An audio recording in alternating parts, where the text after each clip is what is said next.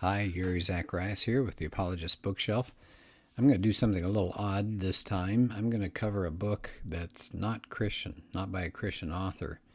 It's called Strange Rites, R-I-T-E-S, Strange Rites, subtitled New Religions for a Godless World, written by Tara Isabella Burton. And why am I going to talk about this one? Because we're living in a time where mainstream religion participation has plummeted. Americans are drawing away from mainstream religions, but they're sticking with spirituality. They're looking for a substitute. They're not going to live without meaning. Nobody can do that. And so I think we as Christians need to find out what's going on. What are people going to? What are they turning to? What are their alternatives? And of course, we know as Christians that these alternatives are not going to be, in the long run, good for people. They're all going to fail. But we need to know, we need to be aware of what's out there. We don't want to live in a Christian bubble. And so this book is really good for showing us what's outside of our Christian bubble these days. On the back cover, Rod Dreher, D-R-E-H-E-R, he wrote the Benedict option.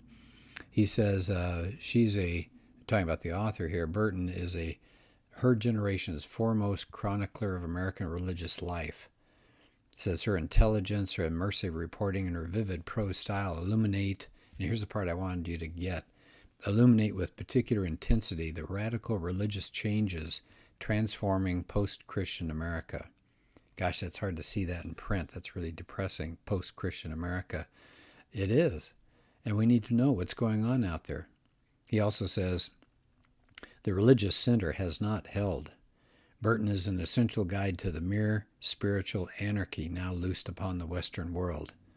Oh, that's hard to read, isn't it? Spiritual anarchy. And that's exactly what's going on there.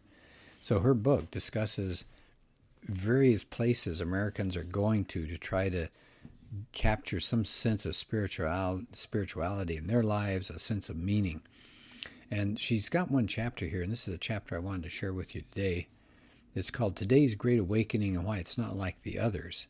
So she says we've had these booms and busts when it comes to religious ideas in the past.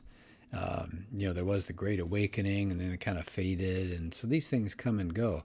So probably a lot of people are going to look at these new ones that she talks about in here and say, well, why should we bother paying attention? They're going to disappear as well.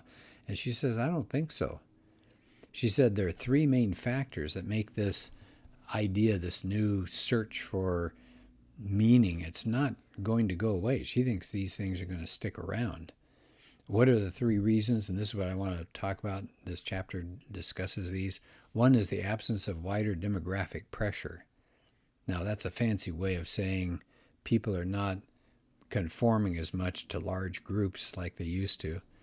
Secondly, she says that the power of consumer capitalism, in other words, there's something going on out there with companies and how they're tapping into this urge for meaning.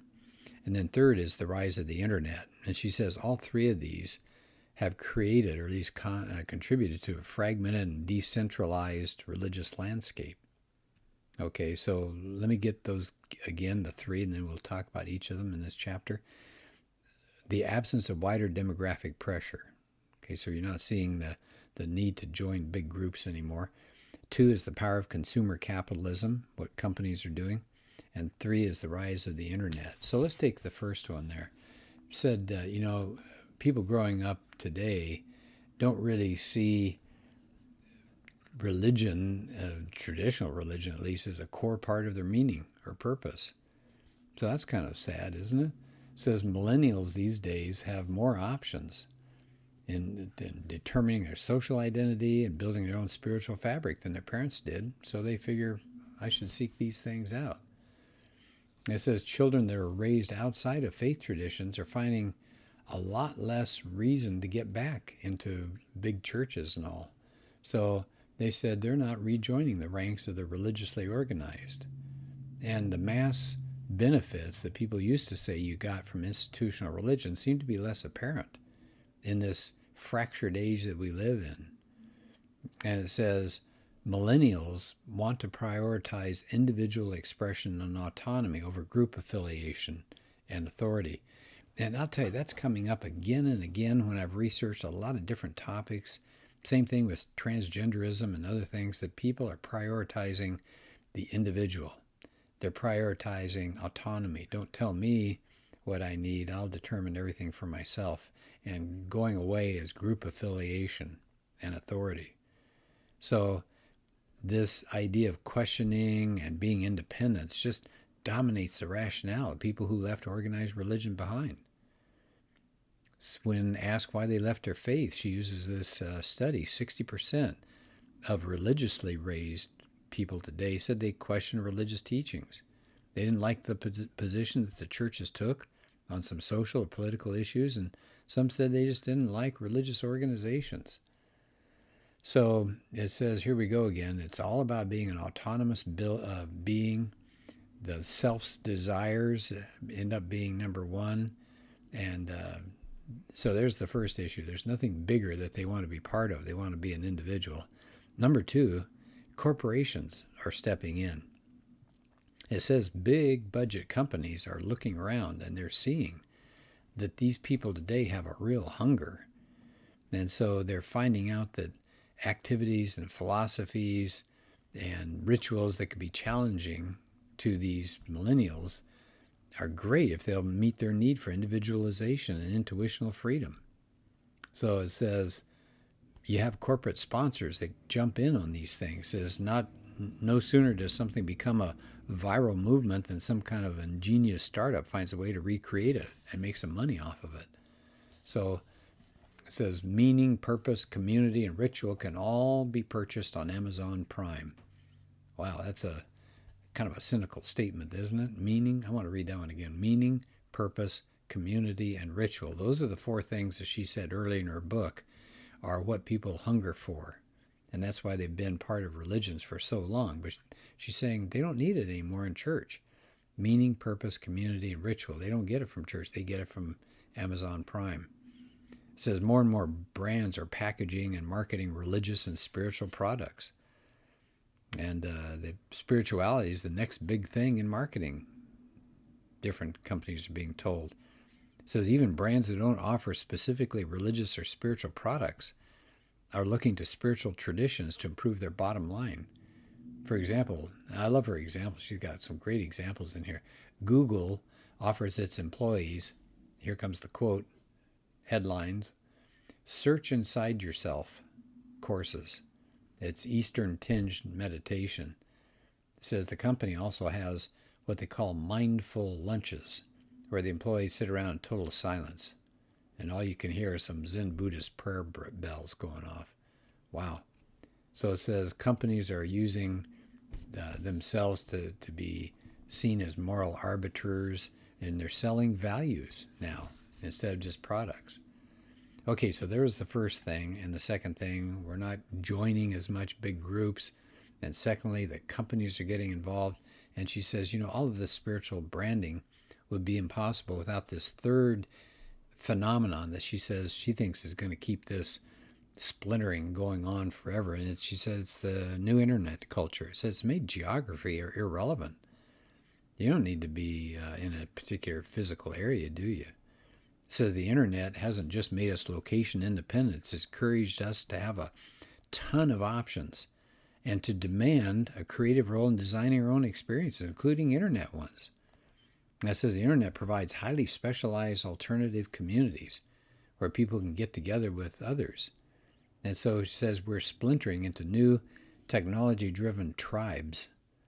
And her point is the internet's re-tribalized us all. It said you can become a Harry Potter fan. There are websites for that.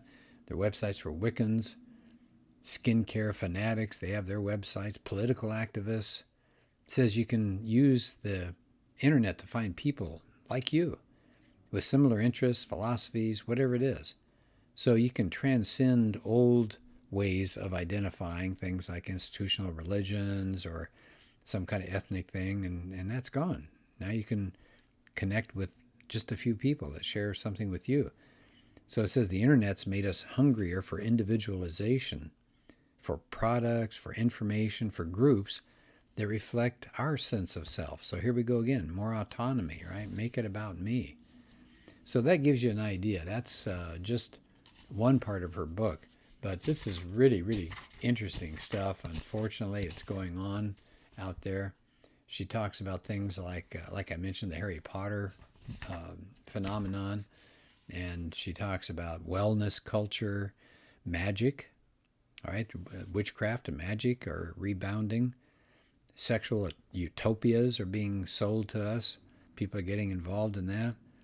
And she talks about things like technology, that we'll all be on a computer mainframe someday, but we've got all of these clashing and splintered groups out there. And let me just rephrase that or say it again, that we need as Christians to be aware of what alternatives are out there, because these things are going to fail people, like with the wellness products. Well, that's fine when you're young and healthy, but that doesn't last. And we need to be there to pick up the pieces when people fall apart with these things and share with them the truth and the lasting value of being Christians. So this is a book that, again, it's by a non-Christian. So I'm not saying you necessarily ought to go out and buy it, but if you can find it in a used book store sometime, it's pretty interesting reading. Kind of sad what people are willing to put up with just to get away from organized religion. Somehow we're not making Christianity appear the way it ought to be spoken of, and people are having misconceptions, which is a real shame. Christianity is not just going to a place all dressed up and singing a few songs. It should change our whole lives. We don't want to live in a Christian bubble, and reading about this, I think, would help us escape that bubble. All right, well, thank you for joining me this time on this podcast, and hope I can talk to you again in the future.